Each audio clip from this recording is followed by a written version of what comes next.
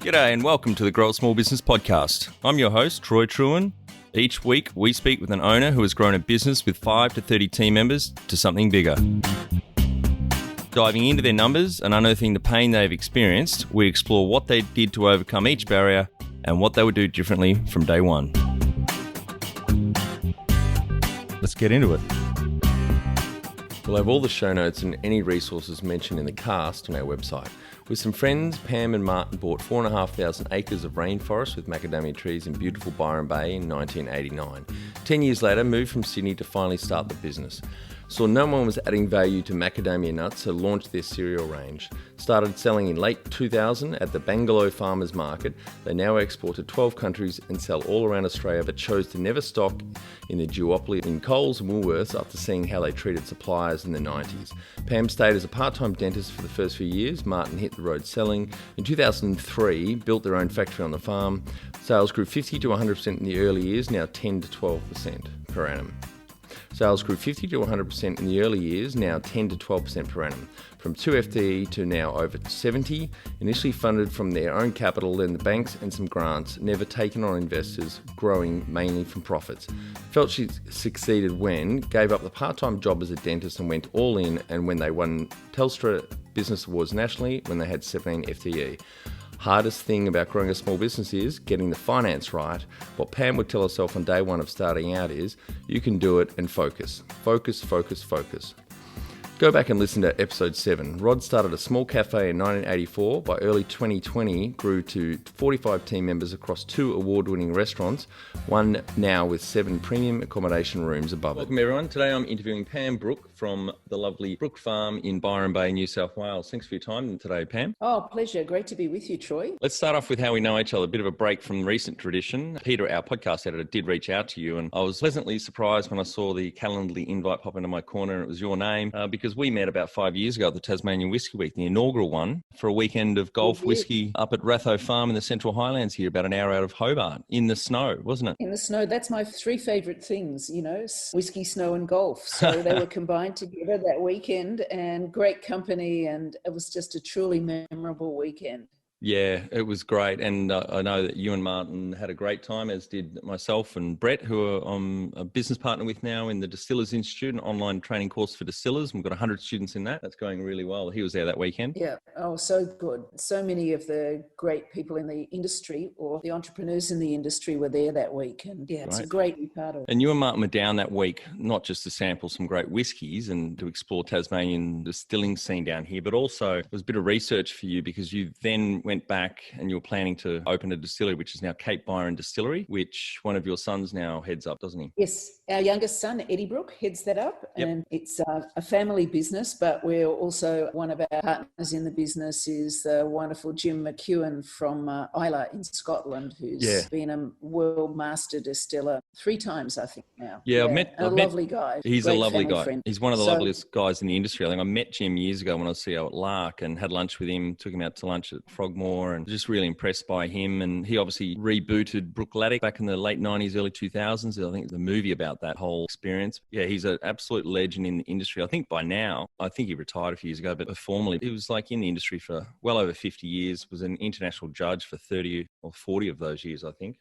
Yes, he's an exceptional man. To scratch the surface is, it's like entering the black hole of whiskey knowledge. Yeah, ingrained absolutely. in him too. Yeah, and I was in awe. Such a humble man. Yes, yeah, that's the impression I got of him as well. And I was in awe when I read the article that you guys were able to nab him as a partner in the new distillery, and because he also made the botanic. What's it called? Their gin. The botanist. The botanist. The botanist gin. Yes. Yeah, because he created the very popular botanist gin as well, as part of Brookladdick, and he's obviously just a master, got a great palate and a lovely gentleman. So it'd be good to have Eddie on the cast maybe next year to talk about Cape Byron Distillery, but today it would be great if we focused on Brookfarm. Yes, excited to. So tell us a little bit. It's obviously located in Byron Bay, so tell us what it does and how it makes money. So I'll tell you a bit of the background story. We bought land in Byron Bay with some friends back in 88, 89. And, we were going to move out of Melbourne. At that time, I was a dentist and Martin was a film producer. Martin's my better half. Yep. And we were going to move and do that sort of sea change, tree change thing. Then in the early 90s came the recession that we had to have, as it's called, when interest rates went to 22%. Yes.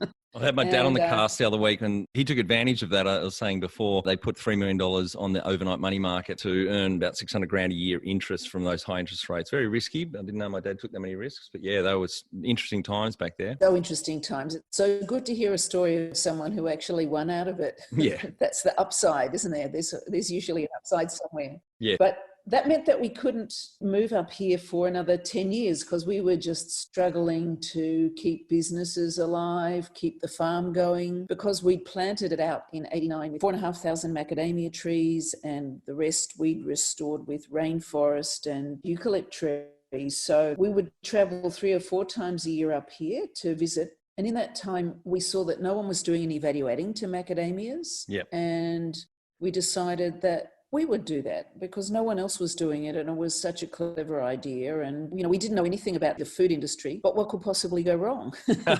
So we moved up here in January 99 to start a food business, evaluating to macadamias. And it took a lot longer to get off the ground than we thought, a lot more research and development. And there wasn't a lot of accessible internet in those days, so a lot was done by post, phone call and those things. And then in November 2000 we started at the Bangalow Farmers Markets, or the monthly markets in Bangalow, and just the two of and the boys. And so that's really where the business started sales wise, was at that market? Was at that market. So we would make it at a food grade factory in Ballina, which is just half an hour south of here, and then we package it up and store it at home. And the boys in those days would say, "Mum, can you just please move the boxes? We can't see the television anymore," and things like that. I would work part-time as a dentist to keep cash flow going, and Martin would be out on the road selling. So we sold throughout the local region and then gradually built to sell into Sydney and Melbourne. And then in September 2003, I said, right, we built our own food grade factory on our farm. And I said, right, if this business is going to get to where we want it to be, I need to be full-time. And we knew that the business had the potential and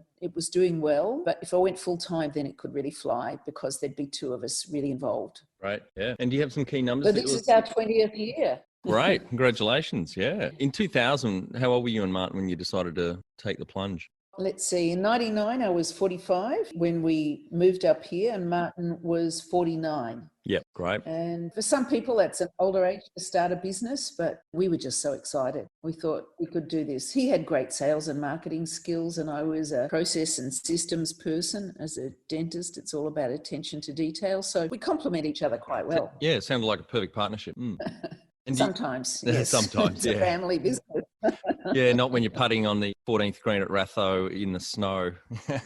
I'm sure. Do you have some key numbers you can share to illustrate the growth of the business? Well, when we started, there was literally just the 2 of us. Today, we have over 70 employees. Right, 70 full-time. Yep, 70 full-time equivalents. Yep. We export to over 12 countries around the world. Some of the big overseas businesses and domestic like Costco. We've actually never sold to Coles and Woolworths. That was a key decision early on in our business to avoid that and do things the hard way, mainly because of their domination of the food market in Australia, and we wanted to manage our risk. Yeah, they've got like 80 to 85% of the market, haven't they? The food market in Australia. It's massive, those two. Totally. And, in the beginning, back in 2000 and, between 2000 and 2005, we knew so many businesses that went to the wall. In fact, a lot of the equipment from businesses that had gone out of business due to failed contracts with the big 2. So we had a healthy respect for how to manage risk at that time. So haven't gone into either. There might be another business that would do that, but we've got a lot more sophisticated knowledge and would know how to deal with them on a more even level. Not that you can ever be dealing with the big 2 on an even level, but a lot more skill and knowledge now if another business that we created went in there.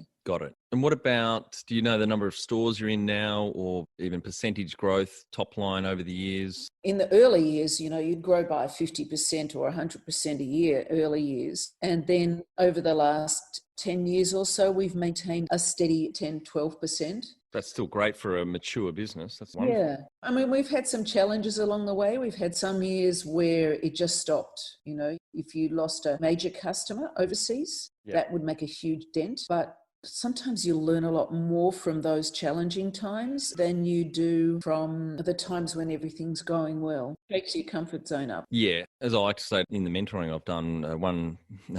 Tim Palmier from Flat Tummy Tea, I interviewed earlier in the year. He and Beck decided to sell out. They were going to start up other businesses. And I threw a phrase at him, which was success is a poor teacher. And basically thought about it for a second. And we talked about it. And I just said, just don't get too comfortable that you know everything because you knocked the first one out of the park. It was an absolute home run success. Less than 3 years, I sold it for $10 million. And you just, you got to back the next one or two may even fall over. So it's good learning opportunities. Indeed. And for us, it was different to some other businesses that once our kid got involved in the business and Will was passionate about getting into the business, then we decided that our business wasn't going to be for sale. That wasn't our exit plan. We had a succession plan of a generational family business. So you measure things differently and you have to really take the long term of what's going to keep this business viable and sustainable in the long term and still continuing to grow. How do you always keep it fresh and the people fresh when it's not going to be, we're not building it up for sale. We're building it up for success. Yeah.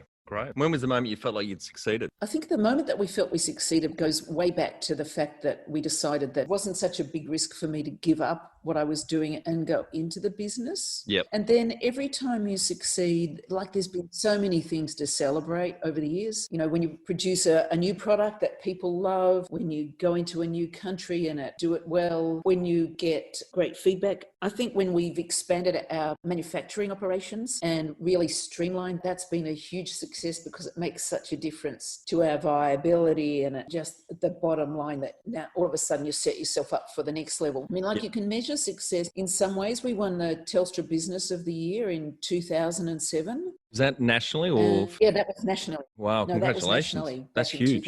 There were only 17 staff in those days. And we were like, yeah, this is success. And then you go to the awards and you meet all these other businesses that literally flew from the time they became Business of the Year to go on to complete other success. So we said, well, if that's success, it's also just the beginning. Yep. So I think success is celebrating along the way, but it's a lifelong journey too. Yeah, great. Well, that answers that next question. What does success look like to you? I think what did Juan Fangio say, the driver, when you're driving fast and hanging on, but you're just in control?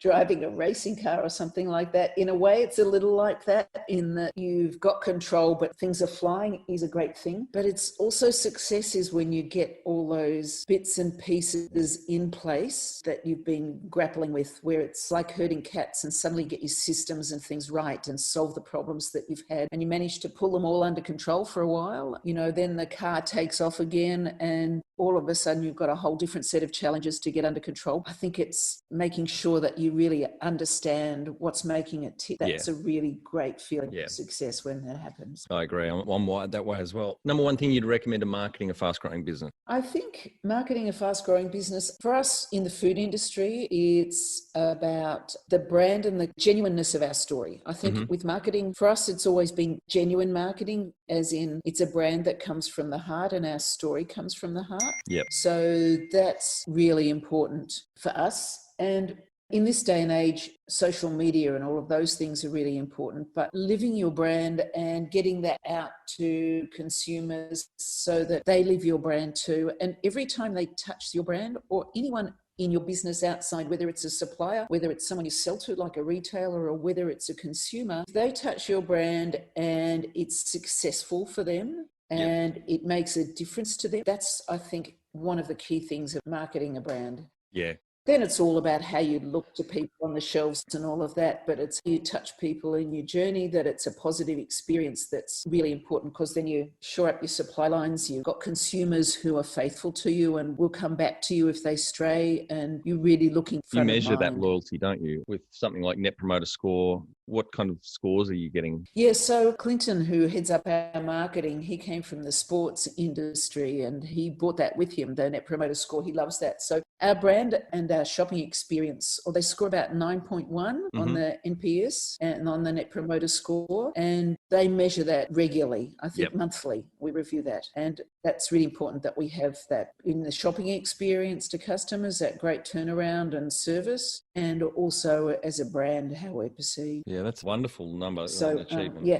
After all that side of things. Yep. How did you fund your business? So in the beginning, when we moved up from Melbourne, we moved up debt-free and with some cash in the bank. So for us, we started with a lot of our own capital. And then inevitably the banks also we turned to, for that was the next thing in those days. We didn't want to take on investors. We were small, we were tiny, and we've grown gradually over the years. So the bank has been the best thing and for us, but also we had good assets along the way. Yep. So that made a difference. We had our farm and then we bought land and built food grade factories and food grade facilities and all of that sort of thing. So while that's been great, gradually over time it becomes a burden, and then you need to look at switching your finance to be more business related through banks. Yeah. We haven't taken on investors. It's always been the business funding itself. We intentionally haven't taken on investors as a family business. Yeah. But we would look at outside investment, but not in partners in the business. Yeah. What's phenomenal, if you bought land at Byron Bay in the late 80s,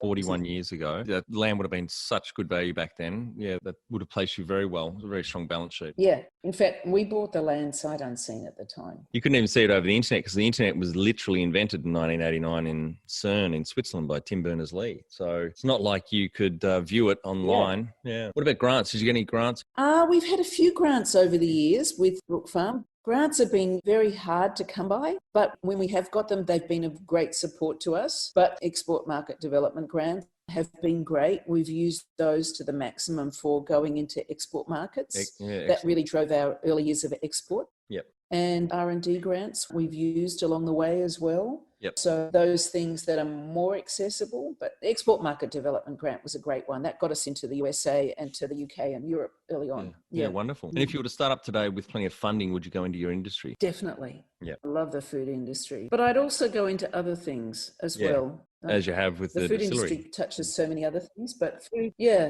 food, farming, food and beverages, the whole paddock to the plate story is how you get that food to people. The food industry is an industry that I love, and I love that we make it.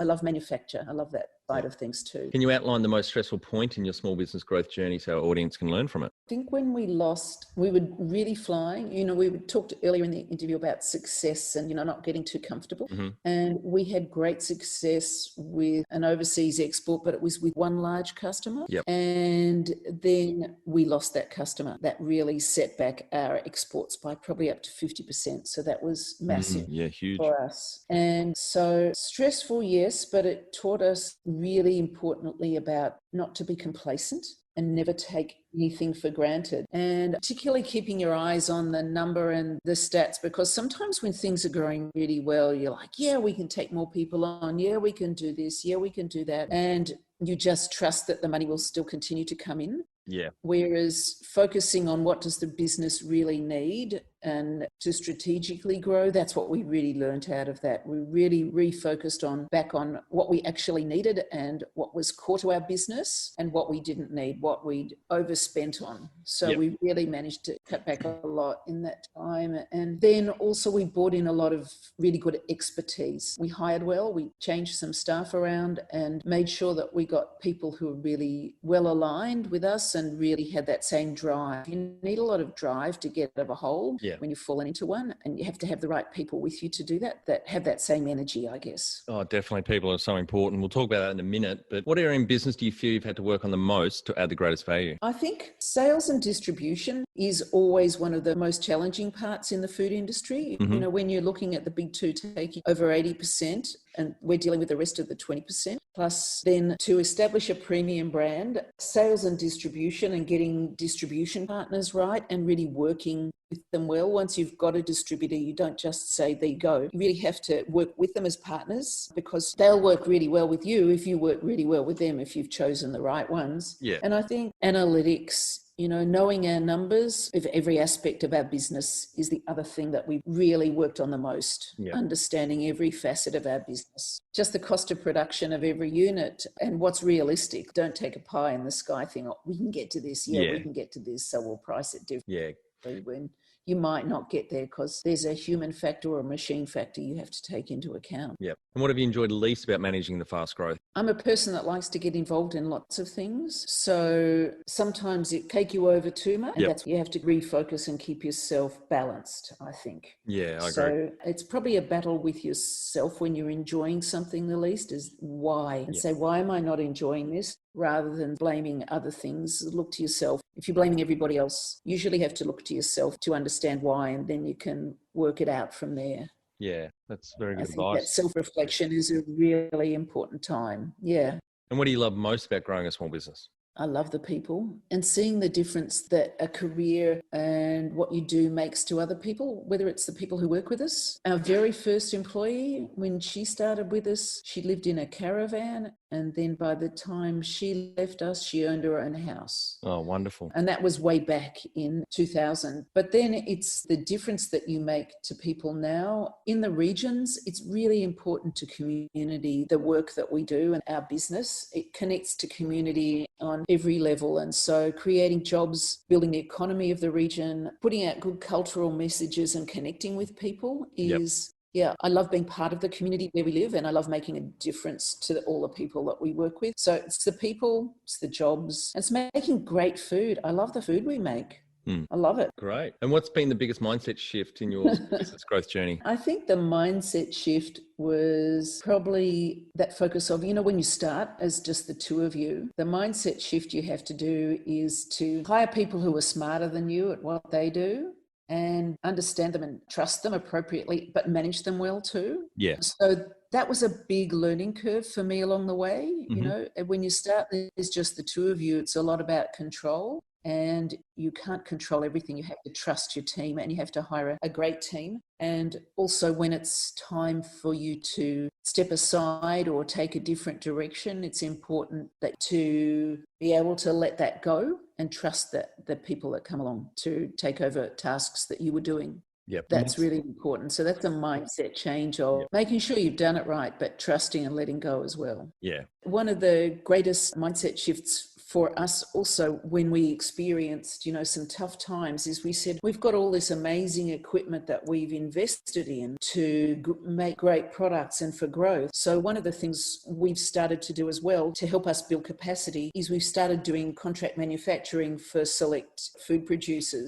And that's great because we're also helping others grow. It also builds and uses our machinery to its maximum and helps build our employees and their skills. So that's been a real mindset shift. Instead of just doing our own stuff, we're also doing some contract manufacturing, but learning how to do it well so that it's effective and efficient for those we do it for, but also financially successful for us too. That's important. Yeah. And that's enabled us to invest in new equipment with surety because we know it's not just ourselves we're relying on, but we're also doing it for others too. Yep. And what's the number one habit you think a small business owner needs to develop and maintain? I think focus and listening. Focus and listening for me is really important. Focus on what the issues are, because when you have a small business, you can work in the business where you just preoccupy with everything day to day, or you can work on the business where you really look at it from outside. And I think it's really important when you're working in the business to step back and work on the business and look at it from outside. Otherwise, you don't see what's coming and you can't plan ahead. So I think that focus of making time to work on the business and really listening to others.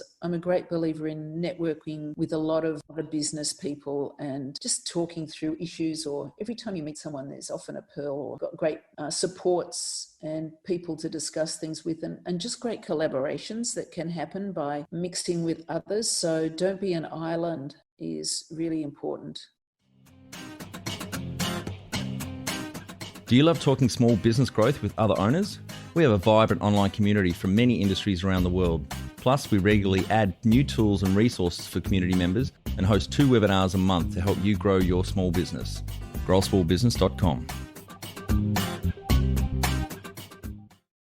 That's great advice. Can you talk about how you added people to the team, some wins, mistakes and advice for those listening? They say hire slow, fire quick. Someone said that years ago. I'm not 100% sure about that, because sometimes you might be the problem, not the person. I don't know. But make sure that you have to hire on attitude. Like, there could be two people with the same skills, but one has the right attitude. And that's really important, and the right cultural fit for your company and for you. So if you can't get on with them and your team can't get on with them, it's not going to work, no matter how good they are in that for longevity. So I think attitude's been really important, but really good for senior team, really good skills. And for people we're hiring who are starting off down in the business and learning skills, attitude is everything. Yeah. And looking after them once you've hired them, because once you've hired them, that's just the start of the journey. And then you've got to give them the flexibility and the freedom, but also the responsibility, and manage them well so that they know what their job is, they know what their role is and the expectations of them. But you give them the freedom to get there.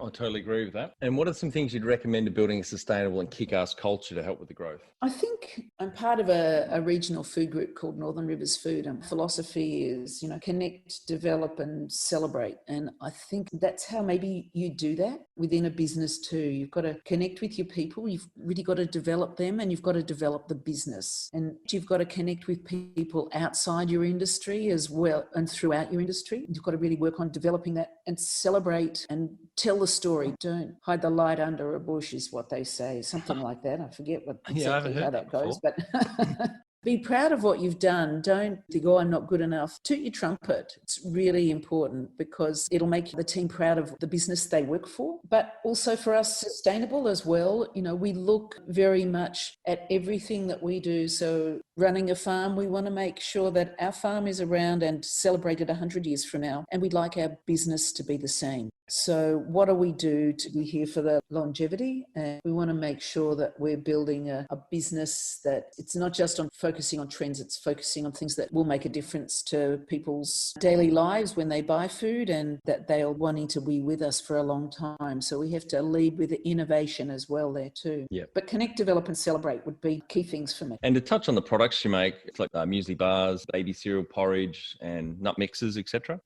So we started off early on with, I grew up in a skiing family, and so we used to have, my dad would have 17 jars around the kitchen of different ingredients. To make a trail mix. And we were looking for that first product to make it, that was breakfast. And then there was a trail mix as well. That inspired another product later on. But when we were looking around for the first products to make, and, we started with the famous macadamia mayonnaise that never made it onto the shelves. And then we went back to muesli and made a gourmet macadamia muesli that was premium quality, really delicious. And that was our first products. And then we looked at what people wanted. So very early on, we developed a gluten-free muesli that was different to anything else that was on the market, because it actually tasted good and not like cardboard.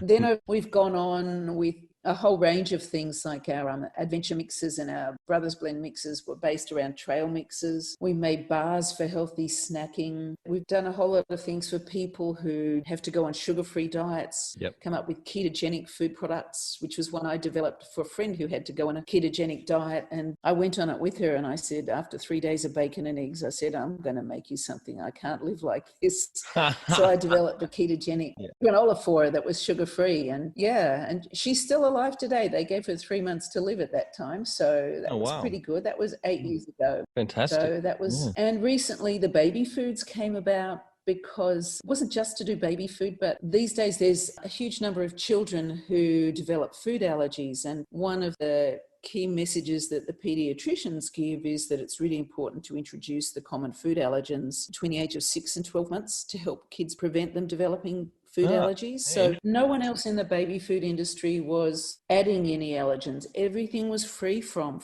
this, free from that. And we said, let's make something that's not free from. So we developed a really natural, organic baby cereal that included very fine ground nuts like macadamias, almonds, and made that. So it's the first one on the shelf that actually incorporates food allergens in just tiny amounts. But really good. Oh, that's great. So there's always been a reason for that, yeah, which has always been a driving force. Yeah, it sounds like innovation and watching market trends is at the heart of your business. Definitely. That's great. Oh, okay. Yeah. We make it all ourselves too, which is exciting. That is great. And it's made. Everything we make is made locally. Yeah, and made in Australia in the beautiful Byron Bay. And now I love my macadamia nuts. So I think I'm going to, are you stocked in IGAs or? Yeah, IGAs, independent retailers. We always say we're stocked in surprising places. Yeah. When Qantas was flying a lot, we were on Qantas Business and First, domestically and overseas. Virgin, also throughout, in food service, premium hotels. But all the independent retailers. Great. Yeah, you'd find us in those stores. I'm going to pick some up tomorrow. Fantastic. Yeah. So Pam, tell our audience how you've handled balance. You touched on this a bit earlier, but got anything else there to help other people with? I think, well, look, everyone's idea of balance is different, isn't it? And so balance for me might not be the same as for others, but the things that I need to do, certain things like need to make sure I have family time and that we have time for because we live on a farm, it's a great place to just empty your brain and just go for a walk and not think about things. Yeah. And that's really important, but making that time,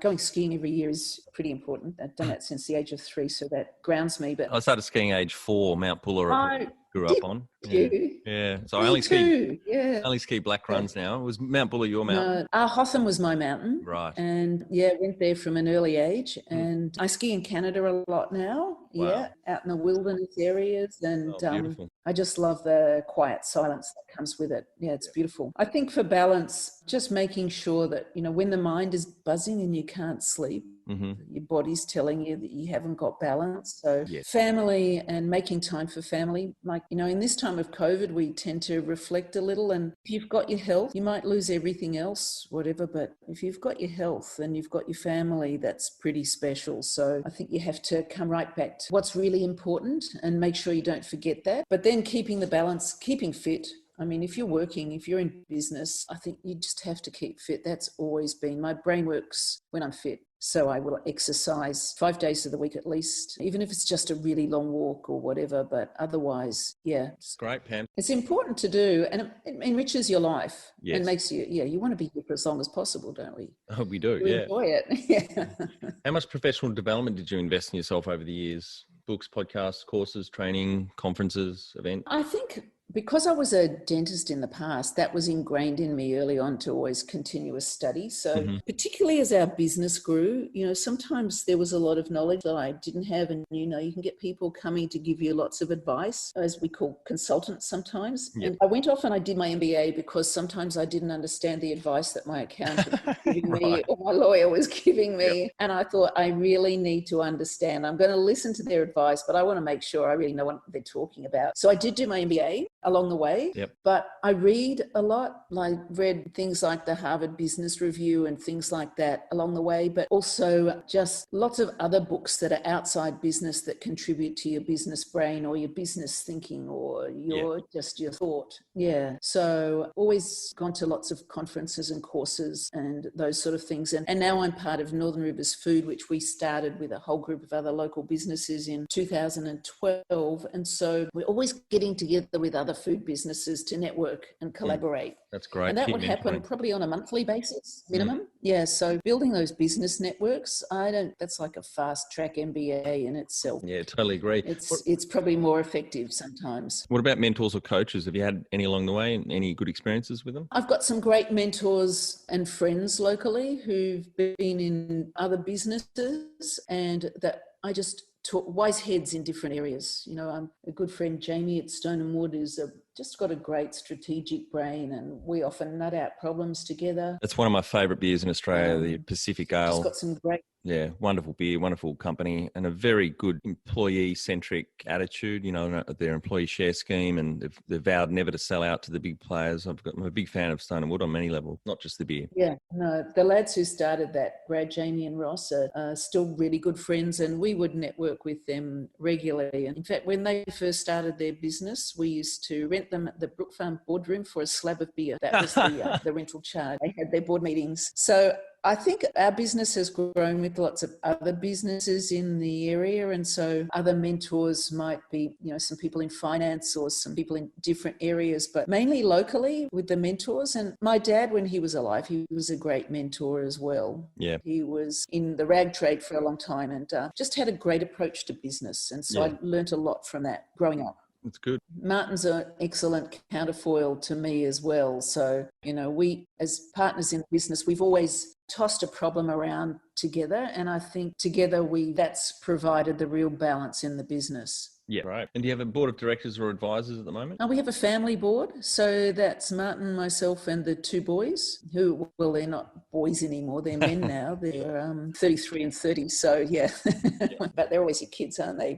So that's our family board now. And in the future, we may add one or two others to the board, but the family board works really well and we run it like a proper board. Yeah. All right, Pam, we're on to the final 5 questions. What do you think is the hardest thing in growing a small business? Initially for us, the hardest thing early on was maybe the finance, getting that right. Because, when you start a small business, you often start with passion and zeal. And then when you go to the bank, you've got to have the business plan right and all of that sort of things. And so some people write their business plan after they've started their business. Yeah. I think I learned a lot from the Telstra Business Awards of really looking into your business and understanding it. And so the hardest thing in growing a small business is making sure you're focused on all the nitty gritty bits, because if you haven't, then that catches up with you at some stage. Yeah, no, I agree. And then you've got to go back and do it. Yeah. So I think the hardest, but sometimes the most rewarding thing is to do that. And to get finance for your business, you've got to do that. It's no use spend baffling with bullshit. That works sometimes, but